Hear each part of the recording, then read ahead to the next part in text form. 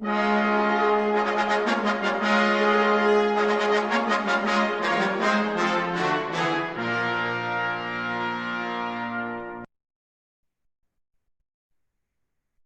everyone to DCYO Presents, our weekly in-depth interview with DC Youth Orchestra program artists about what inspires them. I am your host, Elizabeth Shergan, and the Executive Director of the DC Youth Orchestra program. On today's show, we are very fortunate to be joined by DCYOP's founder, none other than Lyn McLain. Hi, Maestro McLain, it's wonderful to see you. How you doing? I'm great. I'm so glad that you're on today's show. We're going to do this a little different for those of you who have been with us for a couple of weeks. We are actually going to show one video today. It's the 1977 documentary on the DC Youth Orchestra program called Growing Up with Music. And after that, we have a series of questions that we've curated for Mr. McLain. Thanks to all of those who chimed in on Facebook, on Instagram, and who sent in the jot forms. We have a great set of questions, and we'll get Mr. McLain's answered. So without further ado, let's watch Growing Up with Music.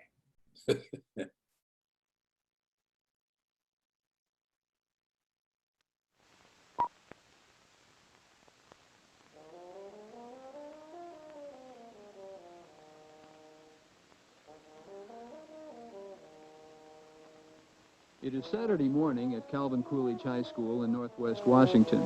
These are students, not here for academic credit, but to learn to play a musical instrument. They are members of the DC Youth Orchestra.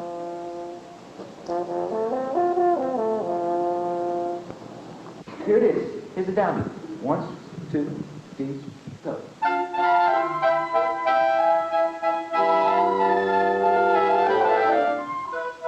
The way that the DC Youth Orchestra is set up is really rather unique in that all sections of the orchestra are taken apart with specialists on each instrument. This allows some very special kinds of attention and a kind of a crossing individual attention with group practice in the same day. So the student gets an idea about how their peers sound on the same instrument.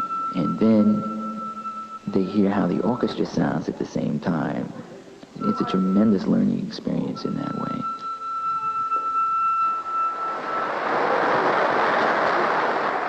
The man who created this unique program is Lyn McLain. He is also manager, administrator, conductor, teacher, and chief disciplinarian. He's remarkable. He's set up this whole thing. It's all his baby. He was the orchestra director here at Coolidge until I guess it was about 14 years ago. And then he started this thing. But he keeps all this together. He knows all the kids and he runs it.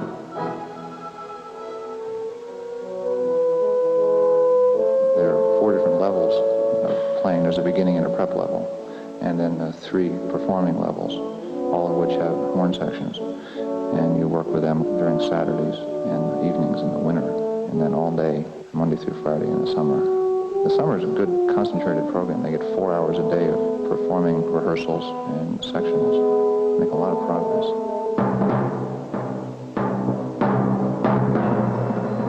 I was a member of the youth orchestra for 4 years, from 1966 to 1970, at which point, 1970, I graduated from high school. I was given a position here on the faculty part-time. The youth orchestra program is a very, very unique program. There are other programs all around the country that more or less have the same ideals and the same goals to train the classical musician. But the youth orchestra program is unique in the sense that it breaks it down from the very, very early stages of training and takes it all the way up to the very, very advanced stages of training for young people.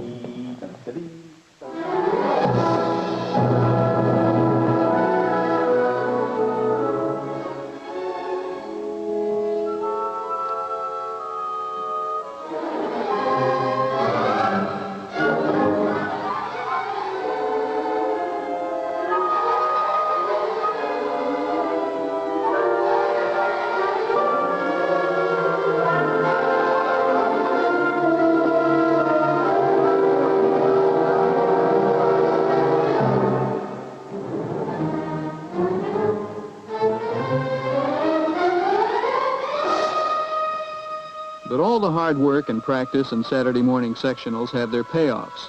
Appearances at such places as the concert hall at the Kennedy Center. Later in the season, the youth orchestra will play at the White House. But the program is larger than the orchestra.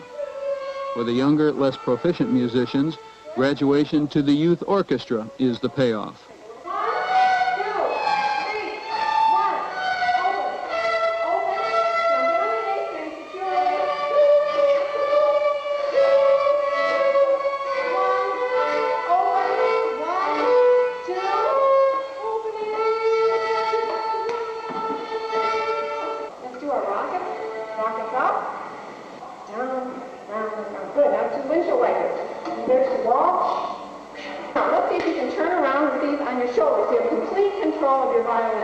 You don't need to come in your hand because your shoulder does the walking and the talking. Can you do that? What do you have under there that makes that possible? The sponge. Say, oh, good morning, sponge. Oh, good morning. I love you, Mr. Sponge. Okay, can you do that? Very good.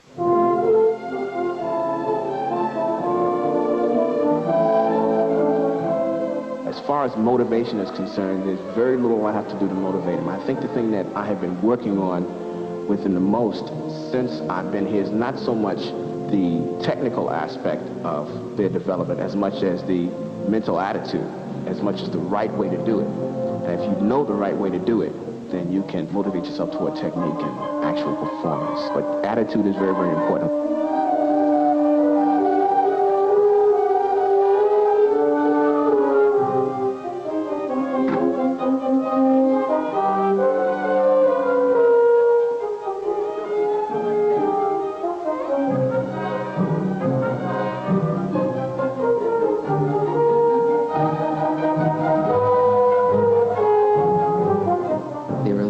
That will do practicing because they love to practice and they understand immediately where their efforts are going to go. So there's no problem there. These are usually the people that really do have a line on what they're doing, people who are intensely trained.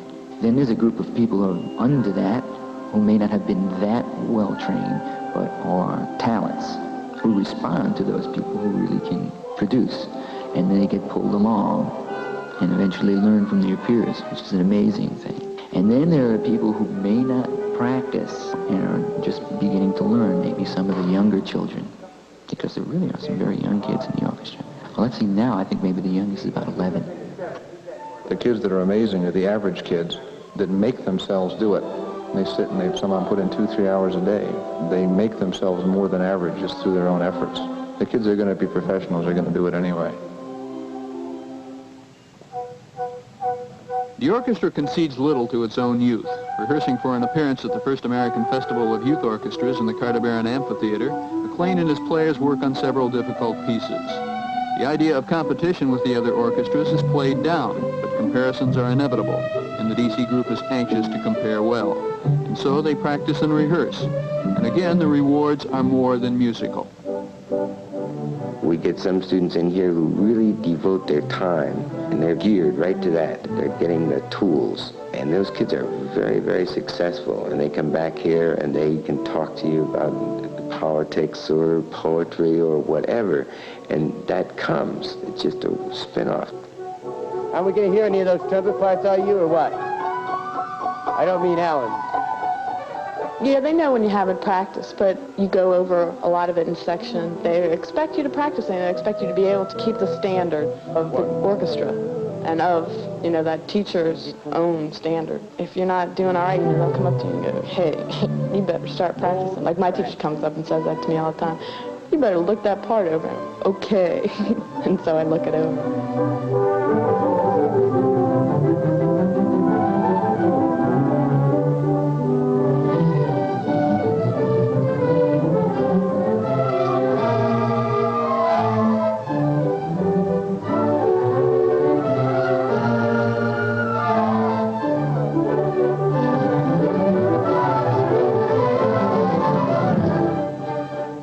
A lot of discipline. It takes a lot of effort in that you have to come to rehearsals not only during the weekdays. A lot of it is on your own. You have to take the music home and work it out yourself. I've learned what it's like to become a musician, the hard work that it takes in becoming a musician. It's a lot of fun as well as hard work. Well, I've gotten a lot of enjoyment out of it. I've gotten a lot of experience out of it that I don't think can be duplicated anywhere else except in a professional orchestra. And then you're under pressure to be producing constantly. Right here, well, you're under pressure to produce, but it's not that kind of pressure that you lose your job tomorrow if you blow it. It's not that kind of thing.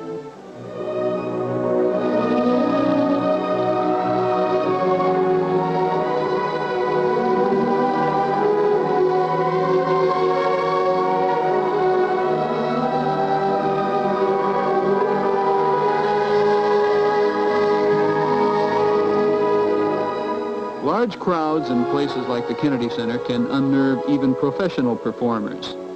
Young, less experienced performers are even more susceptible to the jitters. But young people who perform at the Kennedy Center, with all the training and discipline that implies, reap another personal payoff, a poise and maturity beyond their years. The pressure's always there, but once you're sitting down and playing, you really don't think about where you are. You just think about playing music. You think about what you have to do and who you're playing for before and after, but not during. You can't afford to. You get a little stage fright, but other than that, it's just I guess an automatic click. Oh, you can't be nervous. You're a little nervous, but done it so much that it's second nature. I get nervous, but through the years I've somehow developed that type of thing that I think is good for a person that right before they play, they don't really feel nervous. Everyone rises to the occasion, which is something that's desirable. And of course mistakes always occur, but they occur all the time. You even hear them on record, so what do you want? We get really keyed up and we get really into the music and it comes out so good. And we're all really, oh, that sounds so nice. And so we just keep concentrating, which is now what we're working on, concentrating for 2.5 hours at the concert from the first half and then intermission to the second half. Because when we have a good first half, we go, oh, that was so good. And Mr. McLain always says, don't pat yourself on the back yet. We have a second, half of the concert to do. And everybody goes, oh yeah, kind of, oh, snaps them in 3 hours.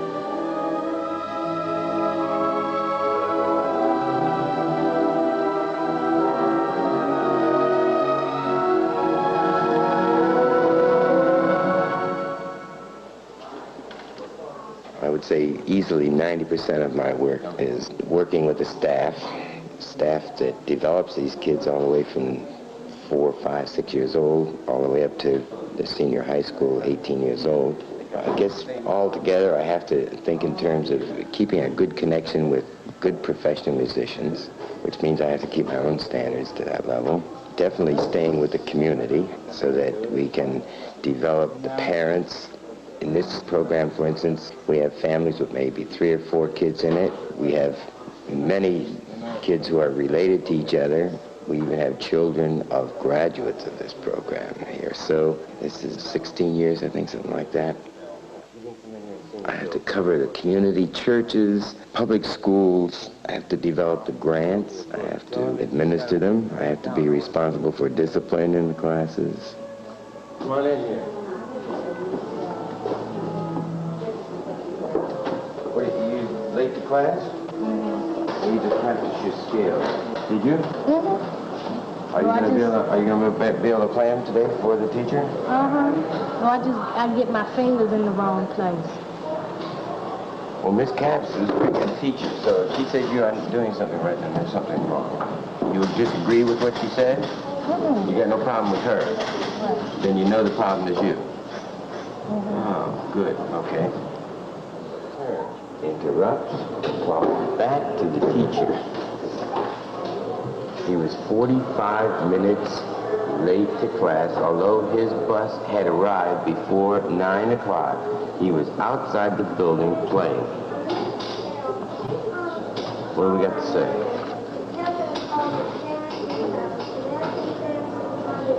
Michael says, I won't talk back to the teacher. I won't talk. You meant you did. Why were you talking back to the teacher? Teacher, that's not very nice. Do you do that all the time? How come you do it here then? You should think about that. Lyn McLain is a very dynamic leader.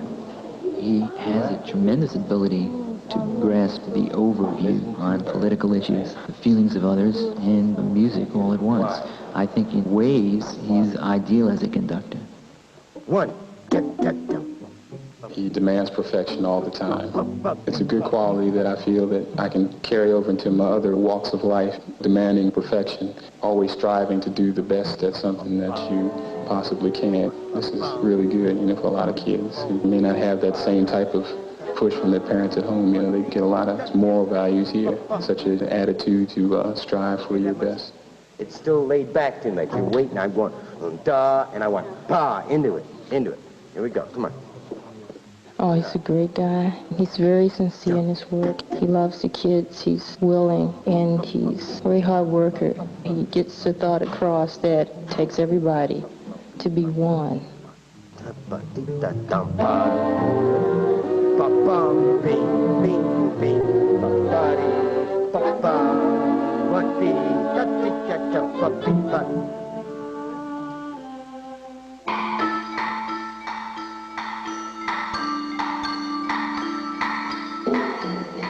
This is a fine staff. This is really an excellent staff.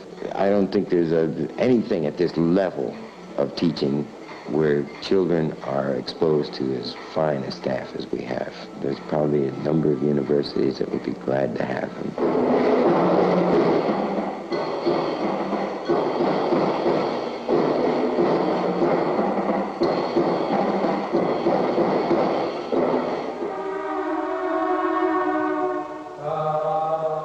Most of these people are excellent performers. The one problem I have is keeping good staff. We lose them to the Pittsburgh Symphony, the Dallas Symphony, the National Symphony. Year in, year out, we always lose one or two. In spring, I get letters from almost any major music school, people who are looking for what we can offer here, which is a chance to teach kids who are willing to give up a Saturday morning and come here without any credit just to play, or come on an evening, 1, 2 evenings a week or something.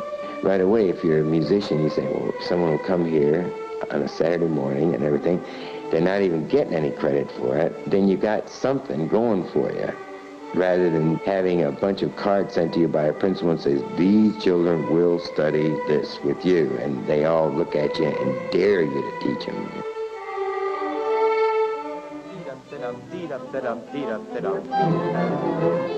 The relationships between the students and the teachers are really good, and the students respect them and know, they've been playing for a while and that they know much more. Sometimes we have arguments within our section about bowings and things like that. They get worked out between the section and the teacher, which is nice. She'll say, well, we've played this piece, and this is the fingering that the whole of the viola section used when I was in this orchestra, and so it's a good fingering. So use it. And so we all use it, and we try it. The first 3 or 4 stands who know that there's other fingerings and other positions can sort of play around with it and say, well, I sort of don't like it because my hand position's different, or my second finger's not as strong or something, and so they'll switch to another fingering a little different. When the orchestra comes together, the teachers will then go in and listen to the rehearsal and discuss how someone else is playing, how that solo is coming off, and how that dovetailing works. So it's essentially the music is providing the format of what needs to be done. There's a lot of conversation amongst the teachers about what could be done to improve the orchestra. Each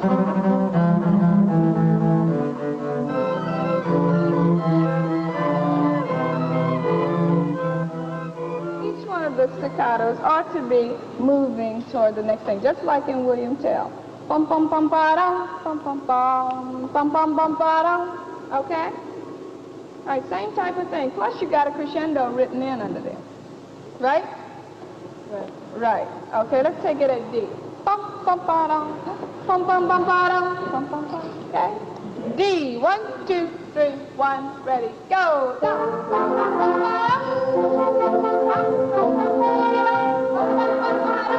One of the real ego-crushing things around here is when you see some kid come in from a high school where he is playing all the solos and he's the best musician, and he comes in here and he finds out, like, he may be 10th in line, or he may not even be that far along. Some of them adjust to that and take to the challenge, which tells you something. Others decide, well, now I really know. So we do a service in that way. There's a weeding out.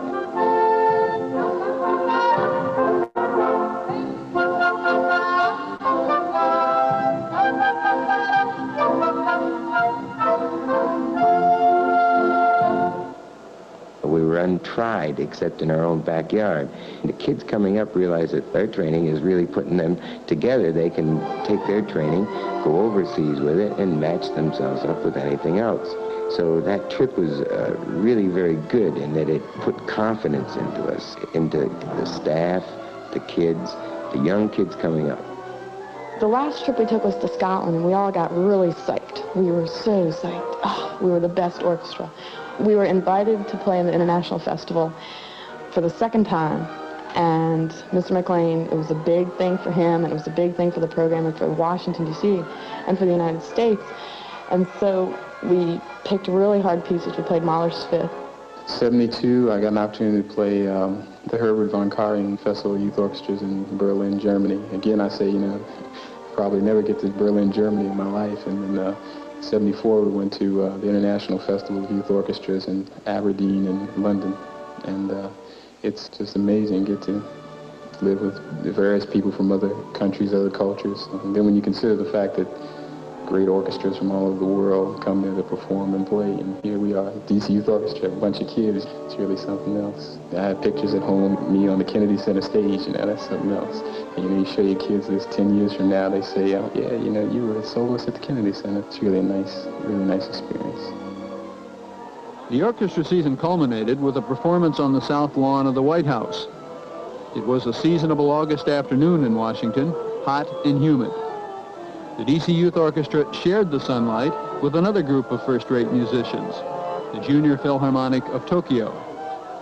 The audience included a special guest.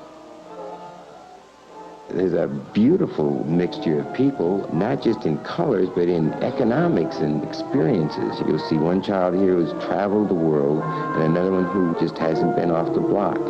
These things are, they're natural. If we leave things like that, they'll probably take care of themselves. The laws can't do that, can't legislate that. Hello, everybody, and welcome to the White House.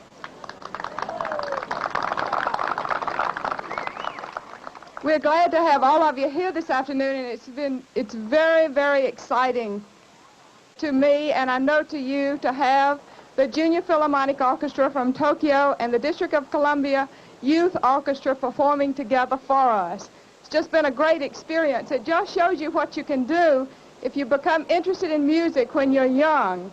And the fact that these young people became interested in music and are dedicated to it and takes a lot of hard practice, but it's made a great experience for us too, and I know it's very rewarding for them to be able to play. I haven't been able to, I won't be able to hear the whole program, but just the part that I have heard is just really great. I know that you have enjoyed all of it. I want to thank Mr. McLain for bringing these young people here. And I just wish that Amy was here. She left last Friday to go to Plains to stay with her grandmothers, but she has a dulcimer that she's practicing on, and she's planning to take violin lessons in the fall. And I know that if she'd been here today, she would have been inspired to just do a really great job with her violin. So I'm sorry that she missed this, but I do want to thank all of you young people for coming to be with us this afternoon, those of you who came to listen, and especially those of you who made it possible for us to have this performance. Thank you. All of these children, not children, but young people from Tokyo have come halfway around the world to perform for us. It's just a great honor and a pleasure for us to have them with the DC Youth Orchestra. Thank you so much to all of you. Thank you.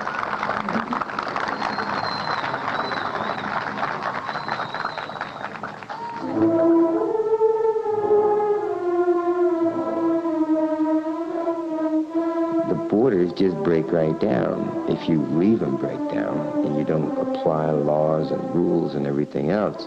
We have kids who spend an hour and a half, 2 hours almost getting here from Virginia, Maryland. They don't have any problem because they know they're coming to something they like. They're going to deal with a whole bunch of other kids that they get to know. They get to know a lot of kids that they never in God's world ever meet or know unless it was through this. It does a lot for them in that way. There's a lot for parents. That's one place I probably have seen more growth in parents who have had to deal with each other, who within their social patterns would never be put together except for this. And that has put some fine combinations together. I'm very proud of that.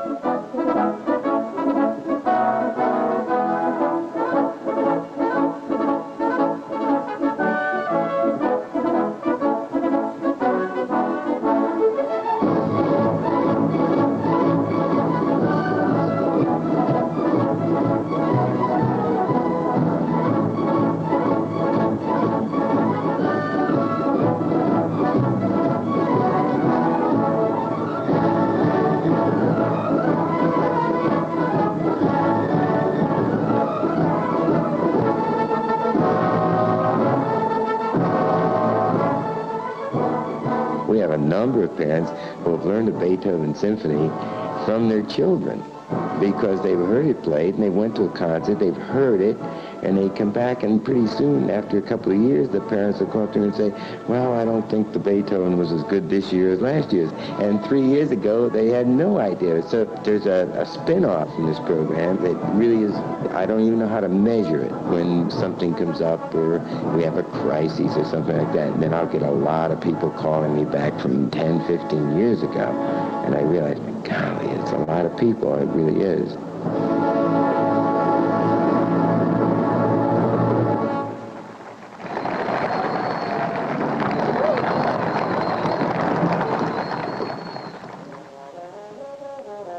The DC Youth Orchestra thanks the Exxon Corporation for its grant, which made this presentation possible.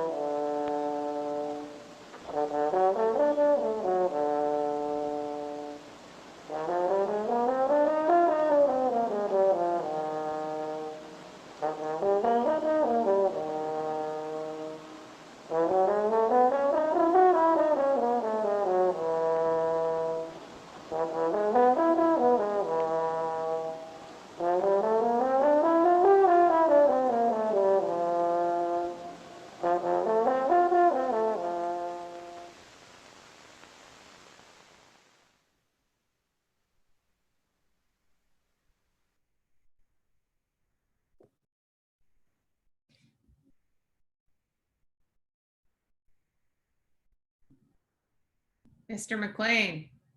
What? Wow, that's exhausting. What? That's exhausting for me to look at that. And I saw so many people and so many things that I remember. It's sort of frightening. Well, you did a lot of great things. That film, I believe, was shot in 1966. It looks like it was 1966 and 1967. And as someone, I believe maybe you, notes in the actual film, it's about 16, 17 years after the organization was founded. Mr. Yeah. Real quick, we can't see your video. You turn on your video? Can I turn on my video? Mm-hmm. What is it? Start my video. Yeah. Oh, there you are. Great. Here I am. So it's great to see your face as we all do this from the comfort of our homes. So as I was saying, the documentary was shot 16 years or so after you founded the program. So can you just tell us a little bit, how did the DC Youth Orchestra program all come about? Tell us how it all started. You know, that's an interesting question that I'm hoping that this will make it clear. There's been a lot of different ideas and a lot of different stories about it, but I'll tell you how this started. In 1953, I believe, or 54, the MENC, the National Education. Music educators? Yeah, that's it, that one. They had their conference here in Washington. And as usual, there's one night when everyone meets with the superintendent of schools and they show off everything. Well, we had at the time our superintendent here, and the next thing that night, they had the orchestra from Maryland play, and then they had a band that was from Virginia, and they had a chorus from Virginia. And our superintendent sit there and had to fume during this whole thing, because at no time was there anything from DC. The next morning, the man who was the assistant superintendent in charge of secondary schools, his name was John Kuntz, and Paul D. Gable, who was the head of the music, were called into his office, and he wanted to know why there was not an organization for him to have on stage that night. And he was told, you have to understand that at that time, there was just the beginning of the combination of the white schools and black schools being put together. And there was 2 of this and 2 of that and everything else. And so there was all kinds of organizational problems. And there just didn't seem to be anything that worked out. So the superintendent informed both of them that he wanted something. And so they went and they called together a group of senior high school teachers. And there wasn't that many senior high schools. There was Anacostia, and there was Eastern, Spingarn, Dunbar, Cardoza, Western, Roosevelt, Coolidge, and Wilson. That's all there was. And they got together. Nothing worked out. It sort of fell apart. And I was called in and asked in 1958 if I would start the youth orchestra. And I went home and I thought about it, and I didn't know if I really wanted to do it. So then I talked to a group of teachers that I knew. I knew this one and that one and so forth. And so I said, I'll spend a year visiting all of the junior and senior senior teachers, and then I'll come back and tell you. And so they gave me time, and they let me go, and I went down to Eastern, and I went to Anacostia, and I went to all the schools, and elementary school, junior schools, I mean. I went to junior schools, Kelly Miller with Bobby Felder, and Irving Driver over on there, whole bunch of them. And I came back and I knew that I had maybe about 60 kids, students who could actually play. And I talked with a bunch of the different teachers, and I finally ended up talking with Lawrence Stevenson. And he was an elementary teacher. He taught in the elementary schools. But he had a son who played cello, played it good enough so that he ended up playing in the National Symphony. So he was there, and I sit and I talk with him. And between the 2 of us, we figured out this and that. We talked. We got together and we had a first rehearsal at Roosevelt High School in September of 1960. And I spent a whole year I talked to every teacher, talked to students, talked to everything. And we got that started. And there was around maybe 60, 62 of us. And I had some junior high school, plus some senior high school. And there were some really good musicians in it. Jonathan Mott, who ended up being concertmaster down in Richmond. Sarah Stern, who plays flute and around town all the time. Stevenson's, a bunch of them. And so the first year we practiced at Roosevelt High School. And at the end of the year, which was in the May of 1961, we gave a concert and we played like the Schubert Unfinished Symphony. Then we went to, we played a piece, I can't remember the, let's see. Oh, we played a Rossini overture because I always liked Rossini. We always played Rossini overtures. And something else, and I can't remember what it was. Anyway, at the end of that, Lauren and I talked, and we decided, okay, we can do this. However, we didn't see any future because we didn't see anything that was developing up. So we decided, Lauren took a group that wasn't good enough to play in that orchestra, but they were string players, and he had them, and he started that. So that, then I could look at something that was the future. And we went from there, and I did this with all public school teachers at that time. But in '64, we were invited to go to Pittsburgh. And there we played in the, I don't know, one of those education things again, I forget. I have a real problem with education groups because they always seem to get in your way. We went there, we played good, played actually good.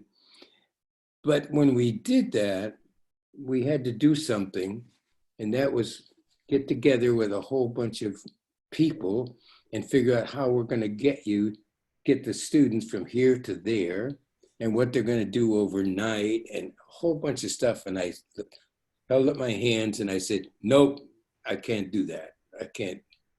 So come forth a group of parents, really good parents. There was Marion Banner,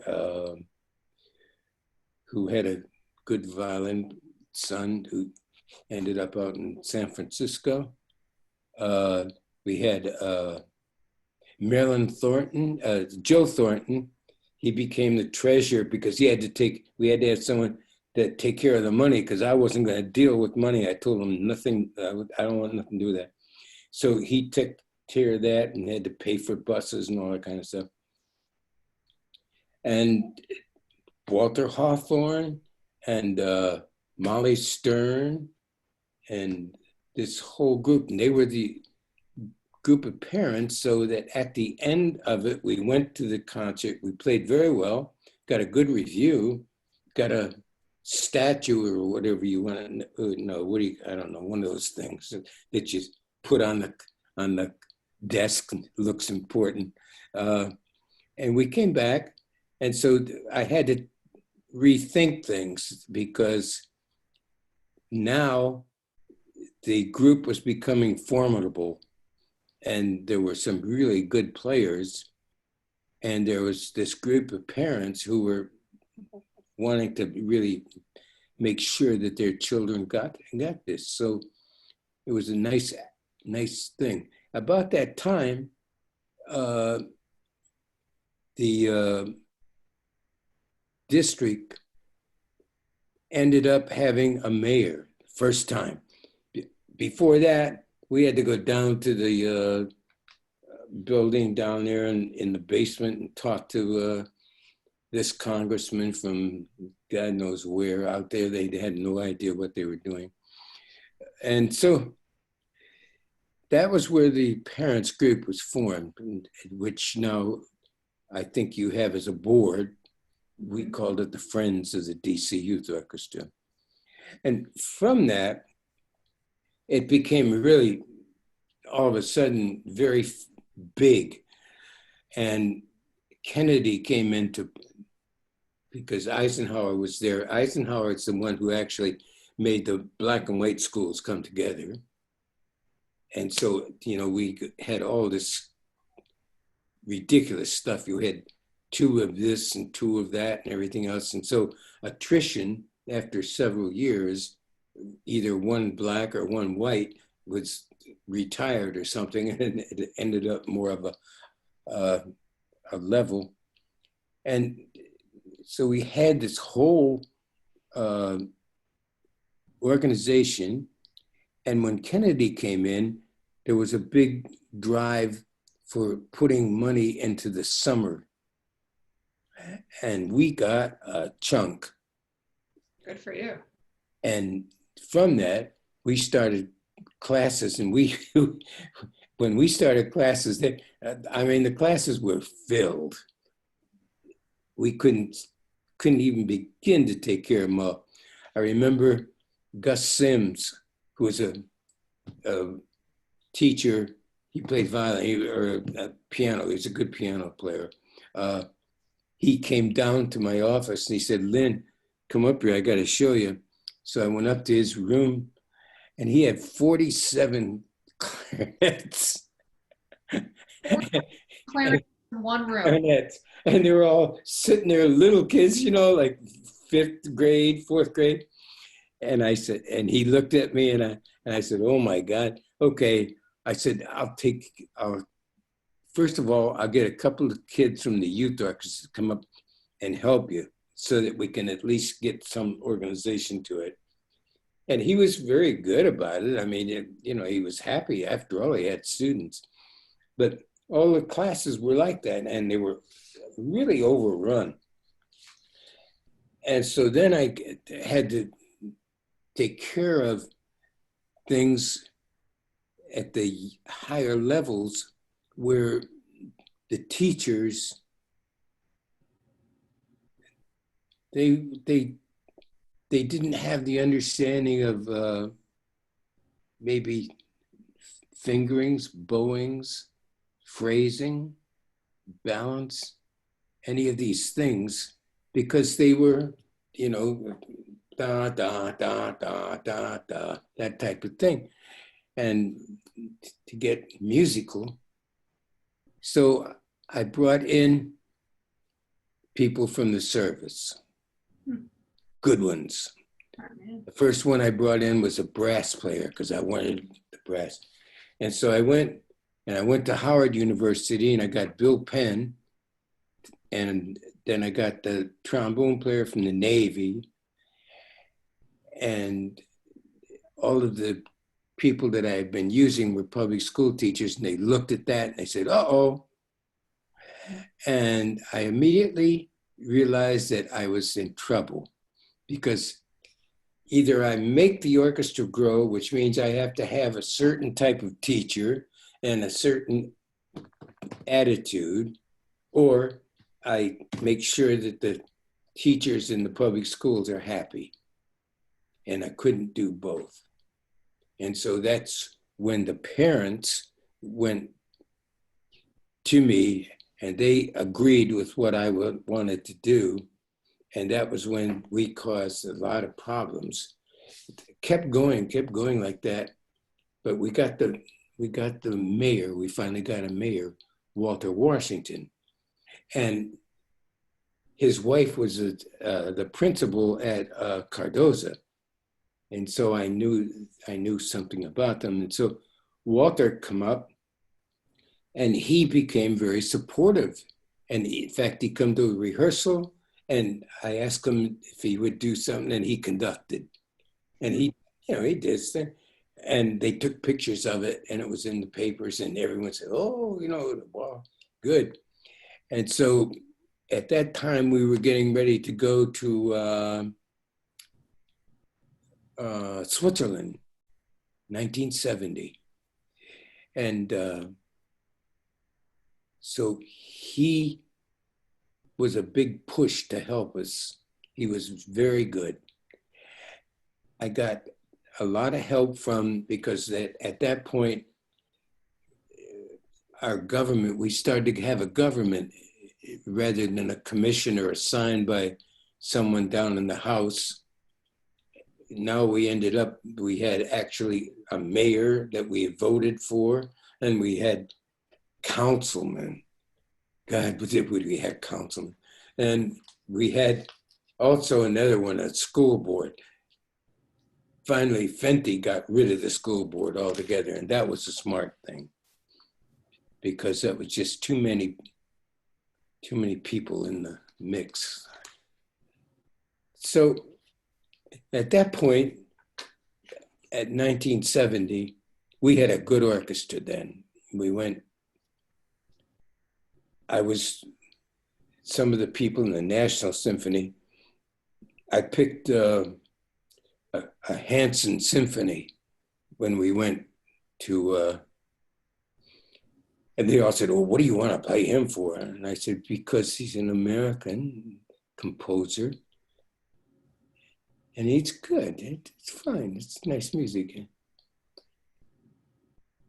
We had a lot of people who came from the service, and they went from the service, they came and they took a job with us part-time while they practiced, and then they auditioned, and they ended up in the National Symphony or in the Pittsburgh or the Chicago or whatever. And this was at that moment, I knew after 1970, and that was 10 years from the beginning. At that point, I knew I had something that was really good. This thing was working out really well. And it was funny because I remember Martha Graham at one time at the Library of Congress said, "If you want to become an artist, the day that you give everything else up and apply yourself to only that, and you do that, at the end of 10 years, you can judge yourself onto whether you did it or not." And so I said, "Hey, that's pretty cool," because it was actually 10 years in 1970. So we come back from Switzerland. We had a good reputation. We had good backing. We had a tremendous beginning classes. I mean, we had over 1,000 kids all the time, and they just kept coming. They were like all over the place. So that's how it started. And that's at 1970, I figured, okay, this is go. So you were finally all in 1970. Yep, 1970, I knew that something was happening. That's pretty amazing. But it gives us in order to do it in that 10 years of growth, became clear to me the differences between being a music educator and teaching in classes, which is fine. I mean, it's wonderful, but you don't make youth orchestras that way. You have to take a turn, and you have to have a different kind of curriculum and a different atmosphere. You know, it's not a marching band, and it's not this or that. It's something different than that. So you were carving your own path at that point. At that moment, yes, because one of the things, you know, a good idea, when we went to Switzerland, the newspapers, they give write-ups, and they said, "And there's Black children in this orchestra." And they made a big deal out of it because there wasn't any other orchestra. There was an orchestra there from Bulgaria, and an orchestra from France, and an orchestra, an Italian group from there, an English group. I can't remember all of them. I would have to look in the book to find out. But anyway, we had, in fact, one of the things that was a big problem is one of the groups was from South Africa, and that was when they still had apartheid. And I had a whole group of kids in my orchestra, black kids, who said, we can't go here, you know, and I said, and we had to settle down and we talked about it. And I actually got the conductor from the South Africa group to come and talk with me, and they talked with the kids and we settled it. It was a good educational experience for both sides. So also that was when it became clear to people, this is a group that's going to do things that are not just going on Saturday, but that's going to do things. And one of the things I had to answer was, why are you taking them on a tour? And I had to write a paper and to discuss this.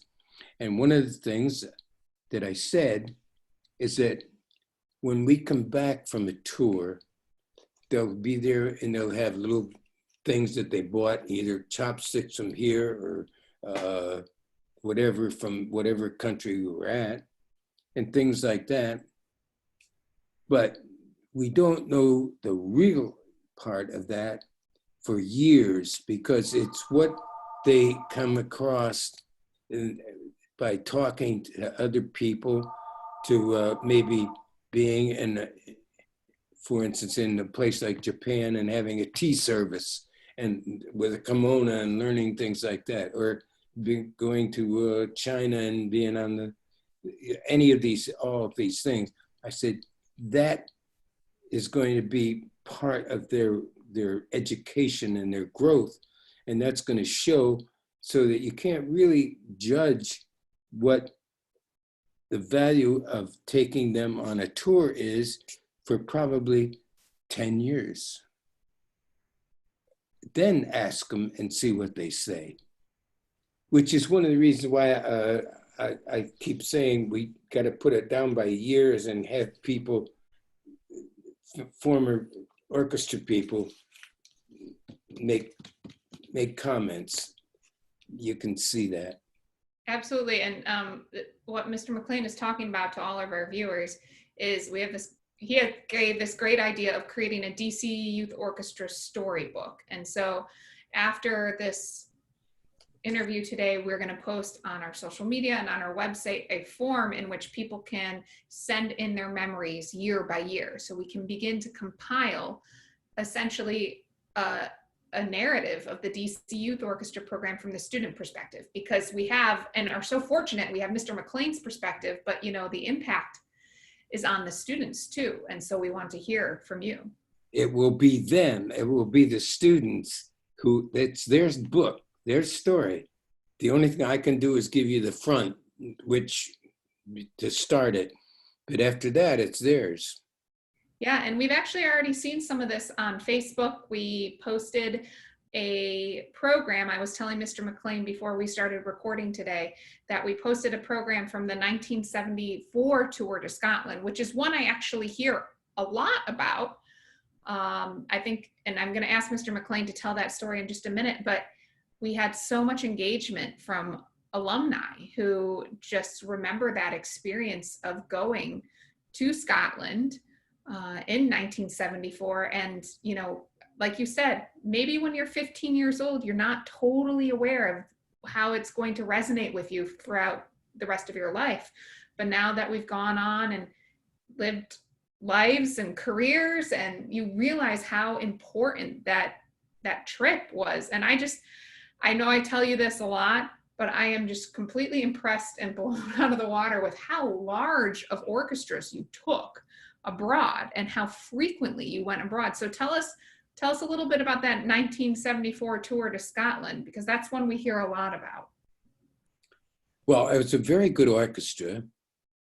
And I had, at that time, a really good staff. I had Bill Starnes was the first violin, Lily Kramer, second violin, Hazel Chelik was violist, Robert Hofmakler was the cello. Bill Hawthorne was the bass. Then Bill Penn from Howard University was the brass, along with a couple of others I can't remember. And also then Alfonso Pollard was percussion. And something that's interesting, at that time, Michael Morgan was there. He would go to all the rehearsals, all of the things. He was part of our whole thing. And he conducted, I had him conduct several things.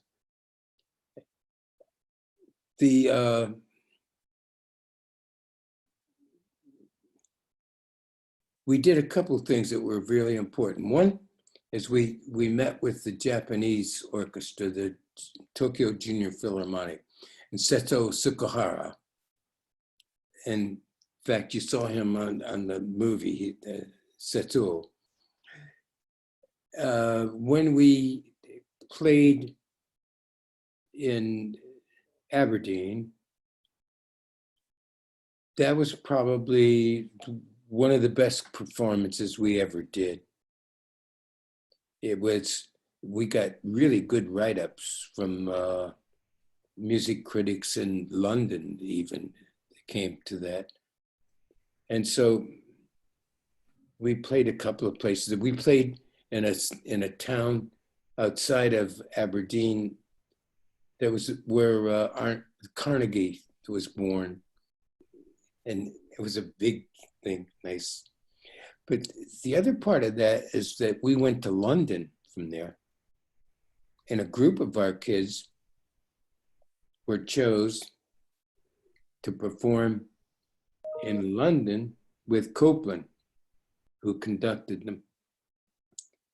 And when I say a large number of our kids were chose, and so they were there. Then we gave a big concert in, I forgot the name of that hall. It was out. The Royal Albert Hall? It was outdoors. It was outdoors. And it had water in front of it. That's where the famous photo's from. Right, and there is a photo because they wrote to me, and we had to, during the summer, record the West Side Story, because then they took the recording and they put the fireworks together with it. And it was really good. I'd never did anything like that. And I just remember, the opening of the West Side, da-da, and this thing goes, the fireworks, dee-da-da-da-da-da-da, ba-doom, ba-doom, ba-doom. And it was really great. And we got to the Maria, and they had like the sparklers making sound there. It was wonderful. And because the water was there, that sound, when you played, it hit the water and it went carried way up. It was a very large crowd. It was a nice concert. And we shared that concert with Setsuo in the Tokyo. And it was after that Setsuo and I went someplace. Oh, I think we went and saw the changing of the guard or something, and we talked, and we got to know each other. And then the following year, he came over and visited me in Washington. Then the following year after that, he brought his orchestra. And that's when you saw us in the White House, which had to be what, 71, 77, 77? That's based on the research I did. It was 1977. That figures, that's about it. That's the year that you also did the National Festival of Youth Orchestras, the first ever in the right. You heard some of it. We played the Mahler Fourth there. We played the Mahler Fourth. We also played, Chris Royal played the Haydn trumpet concerto there. And we also did Romeo and Juliet, if I remember correctly. Yeah. Yeah. And my understanding is that it was the first ever National Festival of Youth Orchestras, and Right. youth orchestras competed for a spot. They selected 5. Right. There was one from the Pittsburgh, which was a good orchestra. Then there's one from Texas. Fort Worth. Probably one of them. And there was a bunch of them. They were all there. We had a good time. There was a strange gathering in terms of it was outdoors. Carter Barron, not easy to play in. I know we've given concerts there. The last concert, one of my last years, we gave a good concert there, a nice concert there, but I never liked it there. The birds are tweeting and everything. One of the challenges is that you have played in halls all over the world, and so you've been spoiled, and rightly so. The DC Youth Orchestra program students have been spoiled. They worked hard enough that they should have that opportunity. One of the things that you told me is that the DC Youth Orchestra has a history with the Olympics, and in fact, you've stayed in a couple of Olympic villages. Yeah. In 1981, and you can read some articles about this in the Post. You took the orchestra to Greece and Yugoslavia, and you played for the people constructing the Olympic Village. You want to tell us a little bit about that? In Sarajevo. Yeah, we went to, let's see, who was in that? Beverly Allen was the concert master in that. There was a whole group. Yeah. We landed in Athens, and we stayed the first couple of days in a place way up high that looked over at the ocean, and it was really beautiful. And we practiced a little bit. Then we went into Athens, and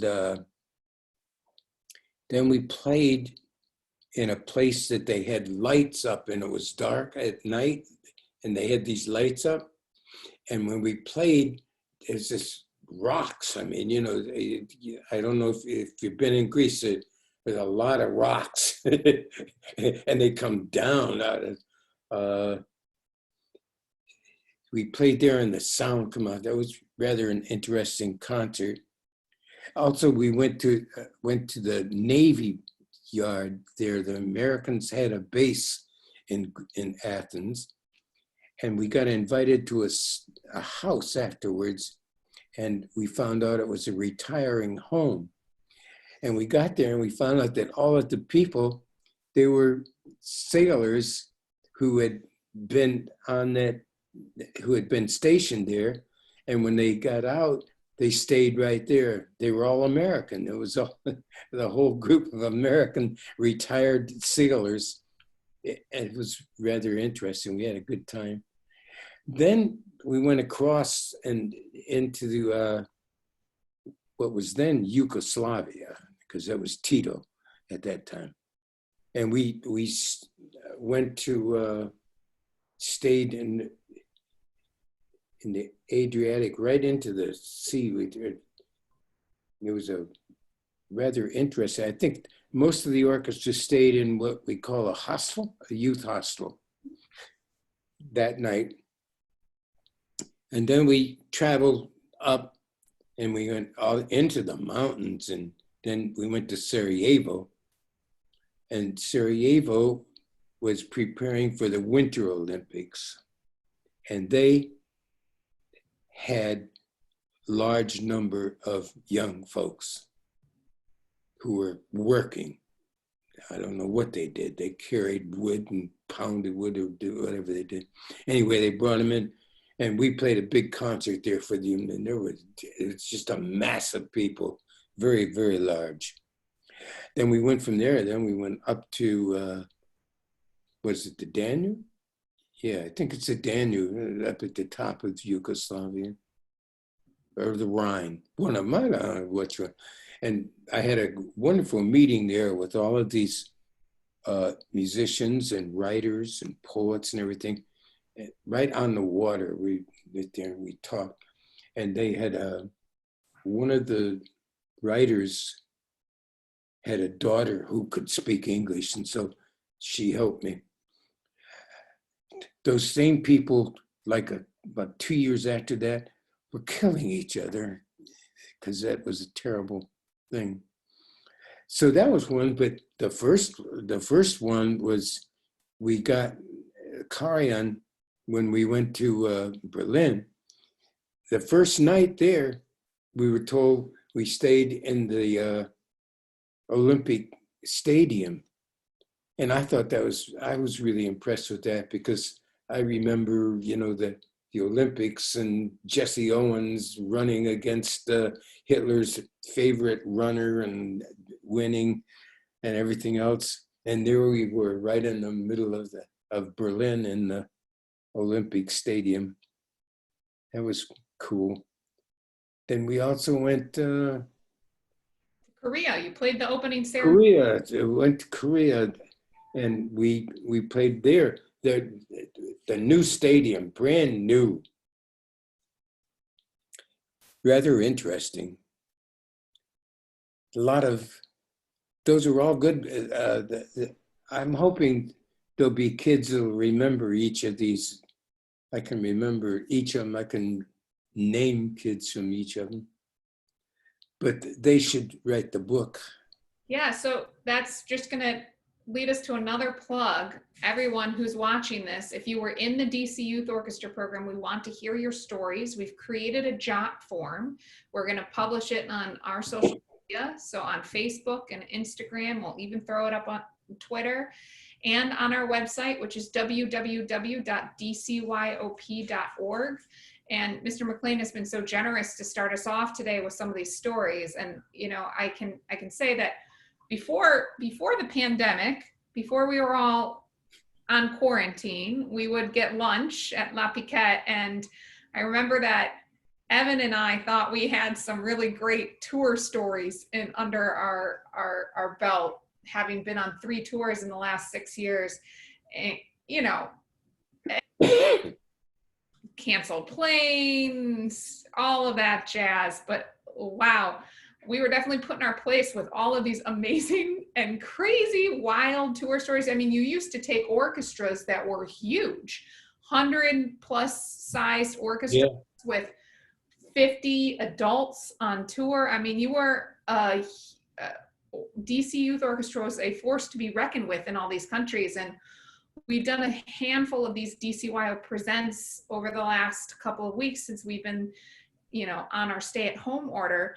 And we heard from Elise Cuffey, now Elise Sharp, and we heard from Ken Whitley, their experiences going to China in 1986 and how transformative it was for them, for Elise as a student, and for Ken as a teacher and later conductor. And so really it can have a lasting impact. These tours are so important, but there are many other stories. You know, one of the beautiful things that you saw in the documentary was the DC Youth Orchestra playing at the Kennedy Center. Mm-hmm. Way back before the renovations. We played 3 times a year at the Kennedy Center. It's so amazing. And no wonder that so many of our alumni have gone on to such wonderful careers in music. And I'm excited that next week, we're gonna actually on DCYOPresents feature Toyin Spellman Diaz, Owis from Imani Winds, also your student.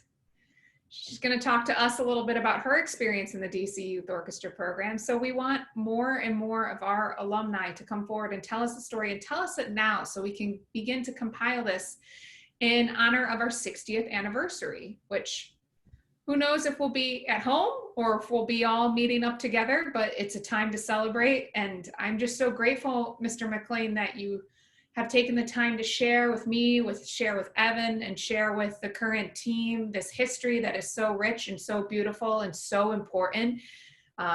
They call you the father of the American Youth Orchestra. Did you know that?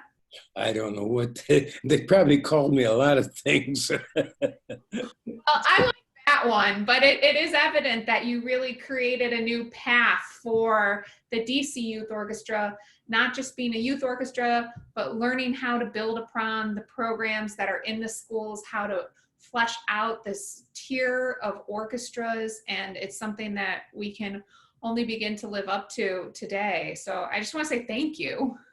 You know, I want to say, you say Toyin's going to be at? Mm-hmm.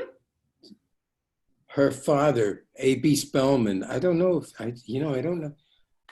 He was with the arts, humanities, the government group at the time. He was, and she had a sister, a good violinist, Kaji was her name. We'll have to ask Toyin about it. Toyin's a good one to have. So I hope that everyone will join us next week on DCYO Presents. Mr. McLain, I want to thank you for your time today. I think this is a first of many conversations we're going to have so that we can record this. And I would love to start integrating some of the stories that our alumni are going to send in through Facebook, through Instagram, through our website, and know that we want to hear from you. Mr. McLain, you want to hear from them. Is that correct? Of course. And I have to commend you. When I started my job, I was like 50,000 alumni. And now I really have begun to understand, yes, 50,000 alumni. And you have a space in your brain for each and every student that went through the program. And that is just, it's a true testament to who you are and the amazing program that you have built and the impact on all of the young people. It's funny, when we started off today, you were saying those kids that are now adults and have kids of their own, but in your mind, that's how you remember them. Yeah, there's so many of them. I hope that they actually write in and fill in the years, because that would be the logical showing of things. I'll give an introduction to it once they put it together, because there was a lot of people that it was important. The fact that there was a superintendent of schools and he realized that there was nothing there and he made it happen, that's important, because that's the only way it happened. Got to make it happen. So we're going to make this storybook happen. I want to say thank you, Mr. McLain, again for speaking with us today. It's been wonderful. This is the first of many conversations, I hope. Well, until eventually we can record again in La Piquette over some nice trout and there you go. And some of those fantastic desserts. So until then, I hope that you and Sally and your family remain safe, and we look forward to being in touch. So thank you. I saw Sally in the movie. I did too. She was playing the solo, wasn't she? Yeah. When we went to Japan, we played the Korsakov, Scheherazade. And wow. I remember, and she played that part, a nice violin part. Wonderful. So alumni, send us your memories and tune into DCYO Presents. And again, thank you, Mr. McLain. It was wonderful chatting with you today. Thank you, guys.